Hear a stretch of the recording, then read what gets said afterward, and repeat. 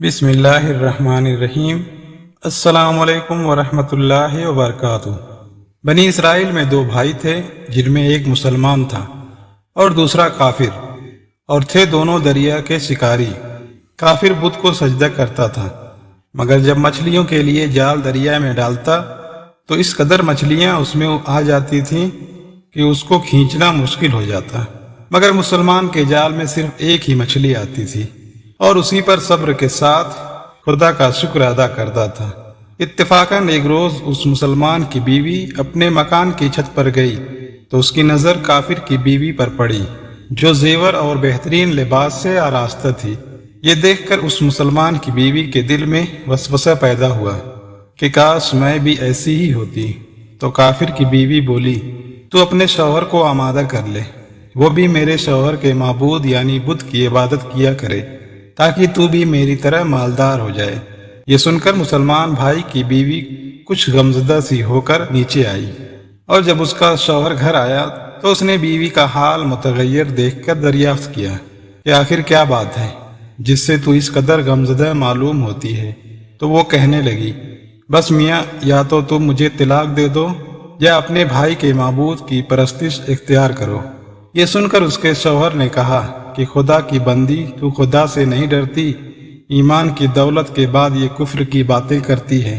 تو عورت بولی، بس مجھ سے اب زیادہ باتیں نہ بناؤ، میں ننگی بھوکی نہیں رہ سکتی، جبکہ دوسری عورتوں اور خصوصاً تیرے بھائی کی بیوی کو میں دیکھ رہی ہوں کہ وہ زیورات اور عمدہ عمدہ لباس سے آراستہ رہتی ہے۔ جب اس مرد مومن نے دیکھا کہ عورت تریاہٹ پر اتر آئی ہے اور اس کا اصرار حد سے بڑھ چکا ہے تو اس نے عورت کو تسلی دی، کہا، اچھا، گھبرانے کی ضرورت نہیں ہے، میں کل سے کاریگروں اور مزدوروں میں جا کر محنت کر کے تجھے روزانہ 2 درہم دیتا رہوں گا، تو اس سے اپنی حالت درست کر لینا۔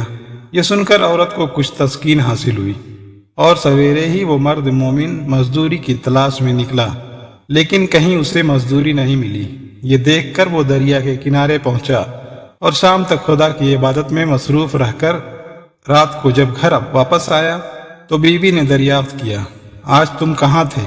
تو وہ کہنے لگا، میں بادشاہ کی خدمت میں تھا، اس نے مجھ سے 30 دن کام کرنے کی شرط کی ہے۔ عورت بولی کہ آخر وہ بادشاہ تم کو کیا دے گا؟ تو اس نے جواب دیا کہ میرا بادشاہ بڑا کریم ہے اور اس کے خزانے مال و دولت سے بھرے ہوئے ہیں، وہ مجھے وہ دے گا جو میں چاہوں گا۔ چنانچہ اسی طرح برابر وہ اپنے معبود برحق کی عبادت میں مصروف رہا۔ اور 30ویں رات ہوئی تو بیوی نے کہا، سنو میاں، اگر کل تم نے مجھے مزدوری لا کر نہیں دی تو تم پر مجھے طلاق دینا لازم ہو جائے گا۔ یہ سن کر اس کو کس قدر پریشانی لاحق ہوئی، اور 30ویں صبح کو اس نے ایک یہودی سے کہا، کیا تم مجھے مزدوری پر لگا لو گے؟ یہ سن کر یہودی کہنے لگا کہ ہاں، تم کو مزدوری تو مل جائے گی، لیکن شرط یہ ہے کہ میرے پاس تمہارے کھانے پینے کا کوئی انتظام نہ ہوگا۔ چنانچہ وہ مرد مومن روزے کی نیت کر کے یہودی کے ساتھ ہو لیا، اور حق تعالیٰ کے حکم سے حضرت جبرائیل علیہ السلام 29 اشرفیاں ایک نورانی طباق میں لے کر اس کی بیوی کے پاس پہنچے اور کہنے لگے، میں بادشاہ کا قاصد ہوں، اسی نے یہ اشرفیاں لے کر مجھ کو تیرے پاس بھیجا ہے اور فرمایا ہے کہ تیرا شوہر ہمارے کام میں تھا، ہم نے اس کو نہ چھوڑا، یہاں تک کہ اسی نے ہم کو چھوڑ دیا اور یہودی کے پاس چلا گیا۔ اگر وہ ہمارا کام کرتا تو ہم اس کو اور زیادہ اجرت دیتے، بس یہ ایک اشرفی کی کمی اس وجہ سے ہوئی ہے۔ چنانچہ وہ عورت اس میں سے ایک اشرفی لے کر بازار گئی جس پر کلمہ شہادت لکھا ہوا تھا۔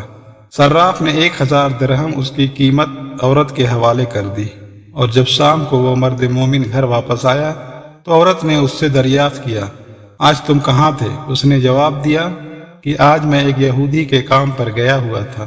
تو بیوی کہنے لگی کہ آخر بادشاہ کی خدمت ترک کر کے تم دوسرے کی خدمت کیوں کرتے ہو؟